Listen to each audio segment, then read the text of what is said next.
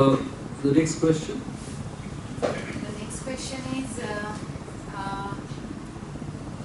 when the person is enlightened, like when you know that the person is enlightened or not, what are the characteristics or the markers?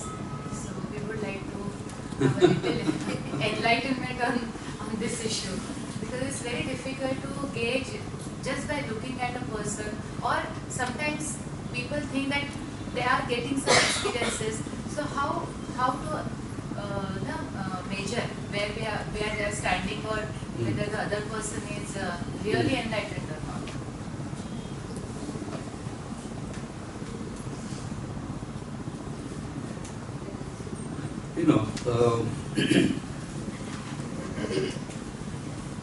In the English language, I don't think there is a word other than enlightenment that has been misinterpreted, misquoted, misused and abused as much as the word enlightenment.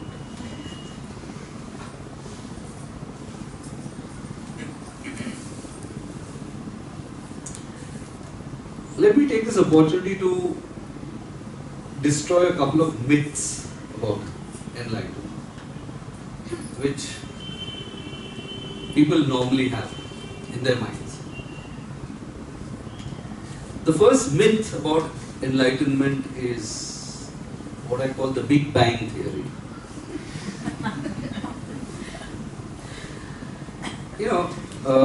Thanks to our filmmakers, thanks to our serial makers, people who make mythological films or who make films on the lives of great people or enlightened people, let's put it. Obviously, they have to crunch the whole process or whole life into a few minutes or hours. So, they show enlightenment to be some kind of a big bang. And obviously they have to dramatize it. Now they can't show what is going on inside a person's mind when he's sitting like this. So they have to show that the person's getting enlightened. And they show a very dramatic version of it. So people are now used to thinking that when a person gets enlightened, he gets into some kind of becomes an orgasmic jelly bean and just shakes for hours on end like this in some cosmic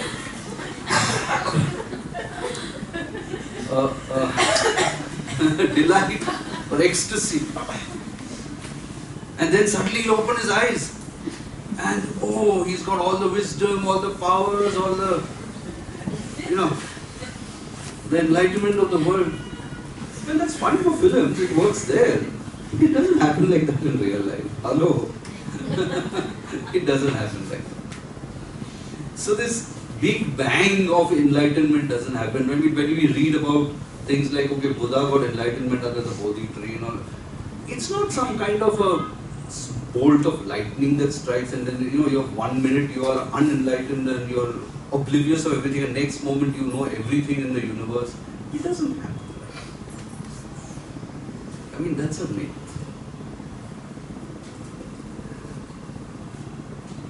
And the other myth is that once a person is enlightened, it is God status. He or she is God, ultimate God, nothing less than that. Believe me when I tell you this.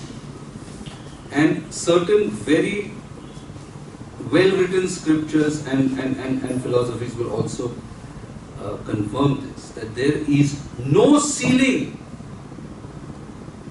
on progress. There is no ceiling on how far you can go spiritually.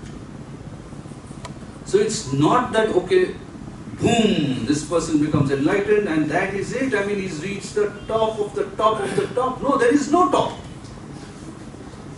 There is no top. there is no seed. These are the two myths that cloud our understanding of what enlightenment is.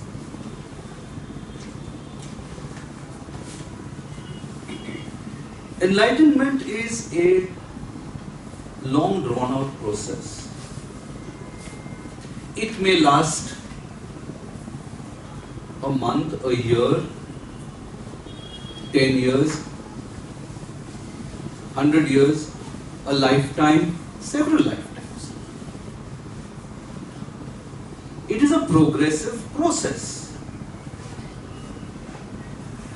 It does not start and end in one lifetime. It is an ongoing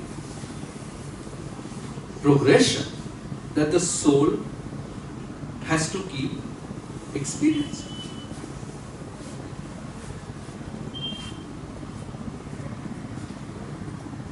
Now, yes, in the process there are certain thresholds, certain benchmarks, certain levels that you achieve, which indicate that you have reached a certain milestone, yes.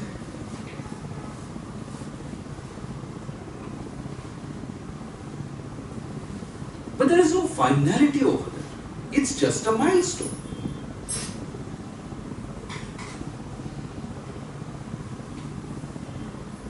It's like you've reached a certain level of graduation. But that doesn't mean the learning ends, the progress ends, no matter who you are, no matter who you are. Even the highest masters, they are also progress. There is so much in this universe. Nobody can know everything. Every part of this universe is progressing towards the great void. Now, whether it will go there or not, we don't know. We can't see that far, and we'll never see that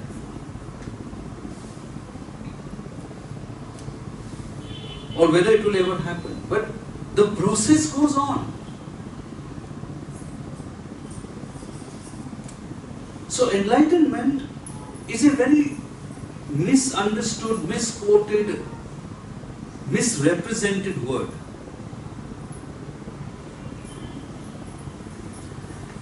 What generally people associate with enlightenment is what is called self-realization, which again is a little bit, I would say, confusing. More appropriate would be the revelation of the soul. So when you progress enough, when you do enough sadhana, enough spiritual practices, yes, there comes a stage where your soul will be revealed to you. Now that's a benchmark. That's a threshold you reach, a very high threshold you reach, which very, very few people reach after many, many lifetimes. And even if you reach it in one lifetime, you have to renew it in another lifetime. So it's not like, okay, I've reached it once, so that's, every time I come down, I'll come down from my mother's womb completely self-realized. No, that doesn't happen. The process has to be renewed again. Even if you achieved it in a previous life. Now,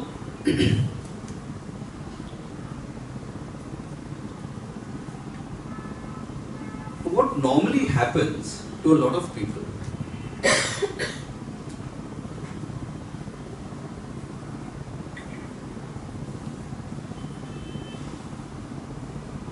is that people get a lot of psychic experiences.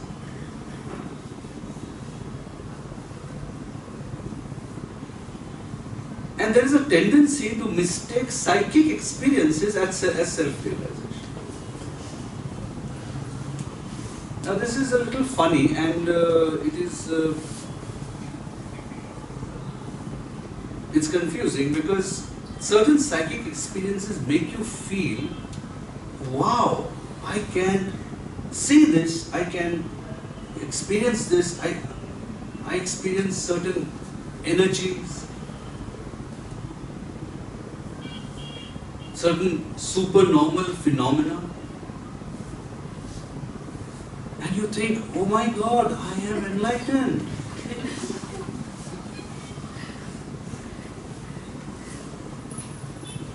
Psychic phenomena is not the revelation.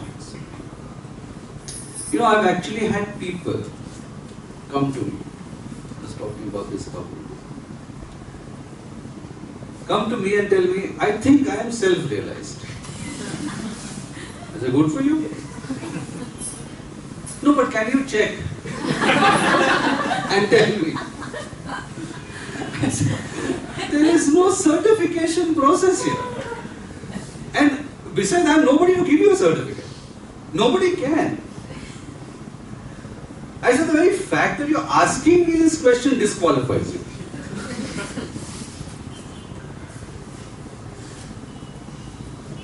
You see, because it's a process, and these psychic experiences are part of that process which lead you to the threshold of the revelation of the soul. So in between they think, oh my God, I've done it, you know.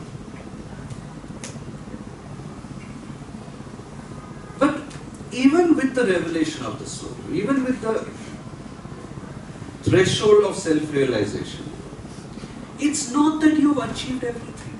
No. It is still part of the process of enlightenment.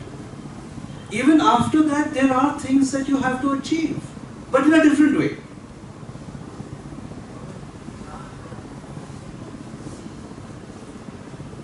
By achieving that threshold, yes, certain things will cease and certain new avenues will open up to you, which have not been open to you before as a normal person. I agree with that. But it's not that just one experience means that you are everything in the universe and you are supreme being. No.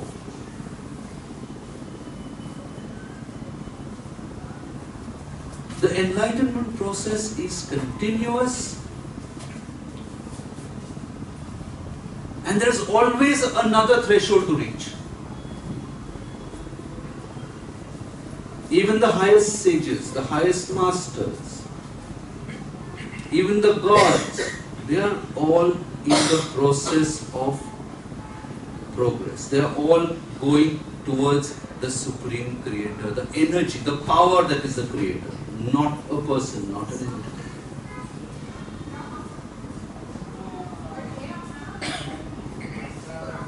Now, how does,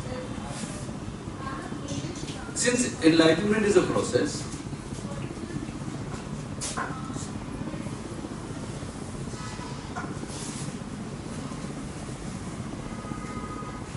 and a person, as you progress on this path and this process, yes, certain things definitely change.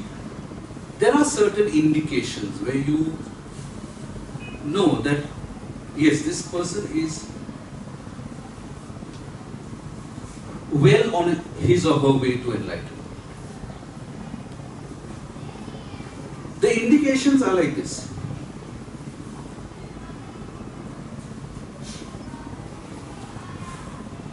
Normally, a person who has achieved a very high level of evolution, maybe with or without the revelation of the soul, without being self-realized, is immune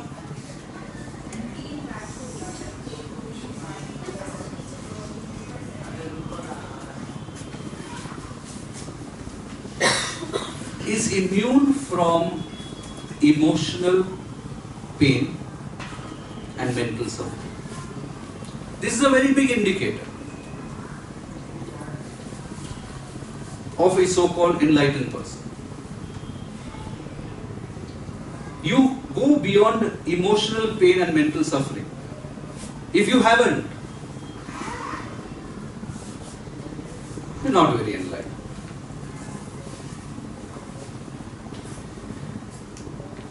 The second, I'm going to give you a few indicators. I'm not saying this is exhaustive, but a few indicators.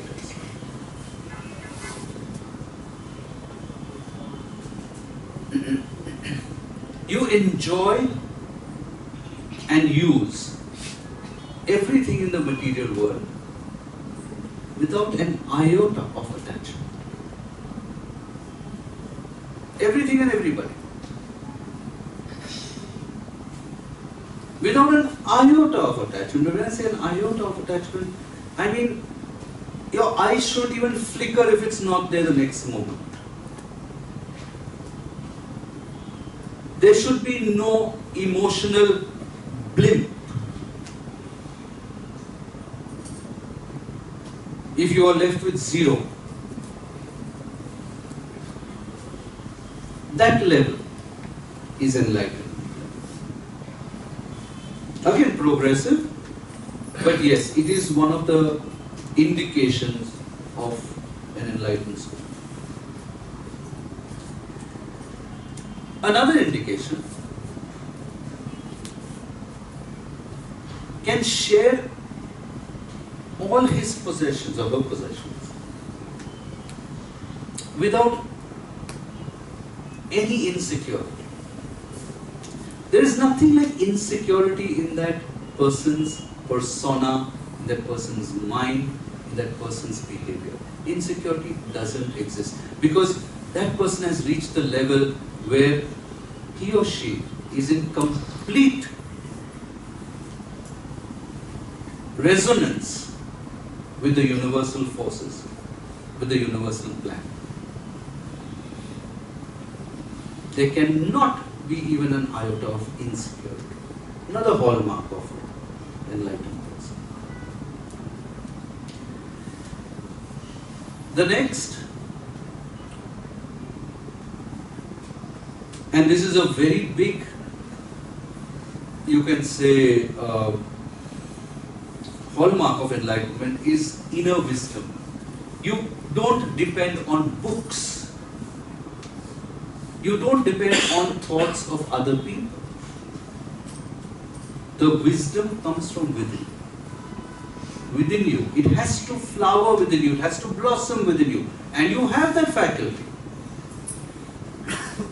Either it is flowering within you, it is there within you, it is coming out, or you are downloading it from the universe, whatever is the case. But you do not depend on the thoughts of another person, no matter who it is. No matter how high that master is who has written what he has written, but then those are his thoughts, those are his experiences, not yours. And I'll tell you why afterwards, why it makes a difference. It's a very important thing. The next quality of an enlightened soul is loving understanding of the universal plan. How to flow with the universe, how to flow with the divine plan, how to flow with life. They do not swim against the tide at all. They pick up the cues that the universe sends. I'm not saying enlightened people don't do anything and vegetate. No, that's not it. They are in fact very active in the world. And they will do a lot of work. Maybe they do any kind of work. Not necessarily only some charitable work, only some spiritual work. They do any kind of work. But they know how to flow with the tide. Perfect synchronicity with the divine plan. That's a very sharp hallmark of an enlightened soul. They immediately know if they are flowing against the tide and stop themselves and reverse their decisions or reverse their road that they are going on. Finally, there are people who are in the world, not of the world. They live in this world. They interact with this world. They play the whole drama of this world. But they are not of this world. Nothing affects them. Nobody affects them. That is their strength. That is the mental strength. That is the strength of the soul. They know the reality. They know the reality beyond the drama. And they know how to play the drama and keep that reality on one side. It's not that every enlightened person runs into a cave and disappears from the world. No. There are many who, some do that, and for different reasons. But, well, there are people who are active. And active in many ways. Enlightened people can be active in many ways. They don't have to be gurus or they don't have to be spiritual teachers. No, they could be doing any work. But these are the qualities they exhibit. And these qualities don't come in that one big bang. They have to be developed. They have to be nurtured. They have to be understood. They have to be experienced. And as I told you, why we don't, you see, as you progress on the spiritual path, you realize that another's experience can never be your own. So tomorrow, if say a great sage or saint meets me and tells me about his experience of, say, self-realization or any kind of experience, if I am foolish, I will keep waiting for that same experience, which will never come. And therefore, I will not get the experience I deserve because I am waiting for something else, which is not mine. Now you will say, but how is that possible? I mean, everyone is going to obviously experience the same reality, which is God or which is the universal mind or the cosmic consciousness. It's the same. Then how can it be different? I'll tell you how it is different. I'll give you an example. Consider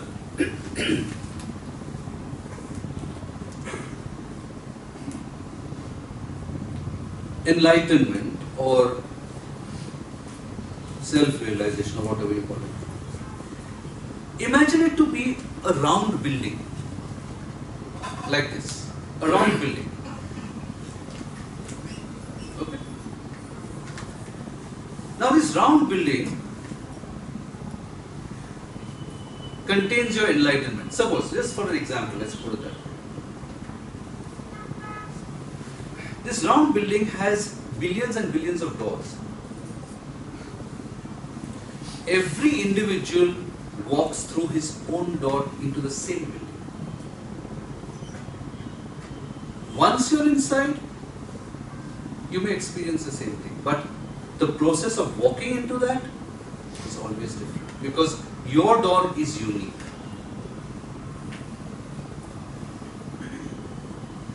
So every soul that reaches that building called enlightenment or self-realization will enter through his or her own door, which is different from the other person. Therefore, the way you will experience that is different.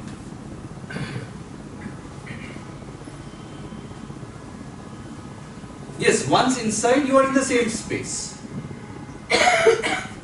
But your entry into that is always different.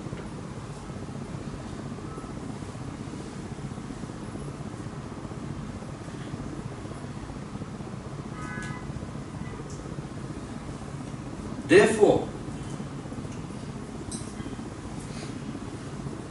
you cannot copy one person's experience.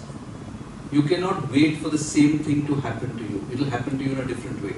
Yes, ultimately you reach the same point. But every individual reaches it differently. And a lot of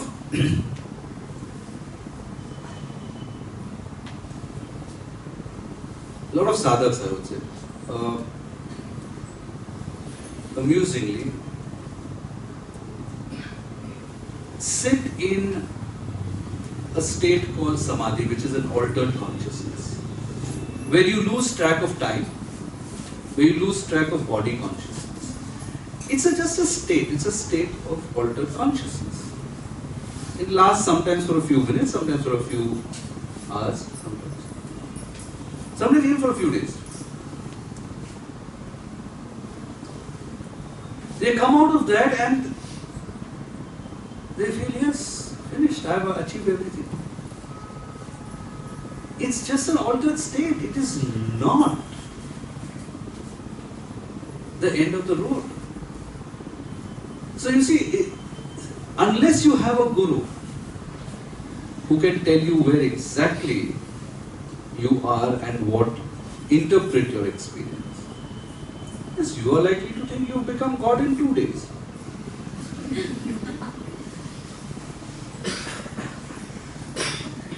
I had a couple with a child come to me in Pune. And this man came and sat in front of me and said, I am completely self-realized. You know what I did? I looked at his wife. She was like this.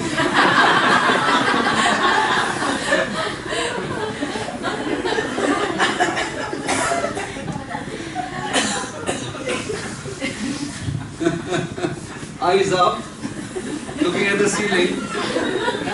What next? This isn't lighter vein, but you see, people don't understand that certain states of consciousness, certain psychic experiences are part of the journey. Unless you exhibit permanent change, as I told you, in the qualities, in your nature, there is no enlightenment. These are experiences.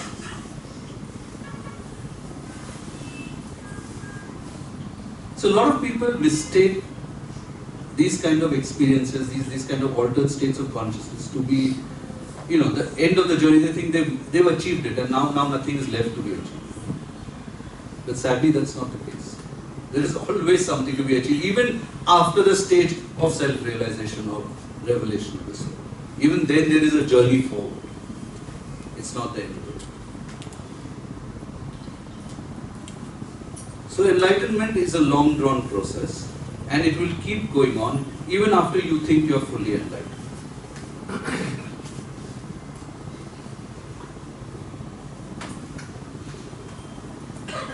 Here I would like to share, those who have watched Swami's movie, in that it's mentioned that he was not even aware in spite of this experience. It took a while for him to understand that he has got this self-realization. So real experiences are not shaking at all. And you don't question, am I enlightened? The very fact that you ask that question means that there's something wrong. And these qualities is what you have to exhibit as an enlightened person. It's not some flash that you get. And not even spiritual powers, believe me. You can acquire spiritual powers through certain processes. That is not a hallmark. That's why I didn't put it in there. I didn't put it in those, qualities. Because certain supernormal or supernatural powers can be acquired completely without being what enlightened, even without any kind of purity. They are a process. You know how those processes are done, you know how to chant those mantras, you know how to do those things. Yes, of course, anyone, even a thief can acquire those powers. Because it's part of a process. But that doesn't mean you're enlightened. Enlightened means the soul has to exhibit those conditions of purity and those qualities.